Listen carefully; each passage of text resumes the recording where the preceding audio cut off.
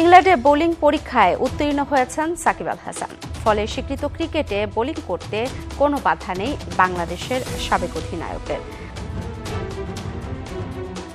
একবার না পারিলে দেখো শতবার, হার না মানা মানসিকতায় তৃতীয়বারের চেষ্টায় সফল হলেন সাকিব আল হাসান। মুক্তি পেলেন বোলিং নিষেধাজ্ঞা থেকে। মধ্যরাতে ইংল্যান্ড থেকে ভেসে এলো সুখবর। দীর্ঘদিনের বোলিং অ্যাকশনের নিষেধাজ্ঞা থেকে মুক্ত হলেন সাকিব আল হাসান। বাংলাদেশ ক্রিকেটের অবিচ্ছেদ্য অংশ হয়ে ওঠা সাকিবের বোলিং নিয়ে সমস্যা ধরা পড়েছিল গেল বছরের মাঝামাঝি সময়ে।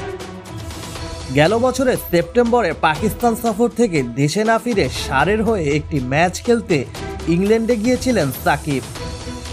সেখানে 2 ইনিংস মিলিয়ে 63 ওভার বোলিং করে 9 উইকেট নিয়েছিলেন তিনি।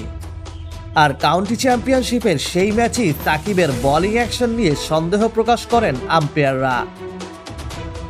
এরপর প্রথমে বার্মিংহামের লাফবরো ইউনিভার্সিটির ল্যাবে পরীক্ষা দিয়ে ব্যর্থ হন সাকিব।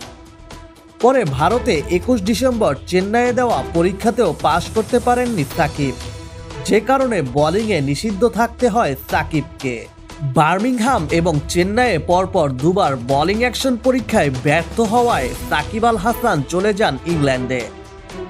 সেখানে বোলিং অ্যাকশনের ত্রুটি সারাতে সাকিব কাজ করেছেন সারের কোচ গ্যারেট ব্যাটির সঙ্গে, যিনি কিনা সাকিবেরই কাউন্টি দলের কোচ ছিলেন। এই পরীক্ষায় উত্তীর্ণ হওয়ার ফলে ইংল্যান্ডের ঘরোয়া ক্রিকেটের পাশাপাশি আন্তর্জাতিক ক্রিকেটেও বোলিং করতে আর বাধা থাকছে না সাকিবের। এমন অবস্থায় আবারও অলরাউন্ডার হিসেবে সব ধরনের ক্রিকেটে ফিরতে পারবেন সাকিব। তবে নিষেধাজ্ঞা মুক্ত হয়ে ফের বোলিংয়ে সমস্যা দেখা দিলে আইসিসির নিয়মে 1 বছরের জন্য নিষিদ্ধ হবেন তিনি। এদিকে বোলিং অ্যাকশনে ত্রুটি থাকায় সাকিব মিস করে গিয়েছেন দেশের হয়ে চ্যাম্পিয়ন্স ট্রফি খেলার সুযোগটাও। কেবল ব্যাটার সাকিবকে বিবেচনায় রাখতে চায়নি টিম ম্যানেজমেন্ট। তবে এবারে নিষেধাজ্ঞা থেকে মুক্ত হয়ে ফের সাকিব আল হাসান বাংলাদেশ দলে খেলার সুযোগ পাচ্ছেন কিনা সেটাও দেখার বিষয়। তো প্রিয় দর্শক, সাকিব কি আবারও বাংলাদেশ দলে খেলতে পারবে? আপনারা কি চান? মতামত জানাতে ভুলবেন না।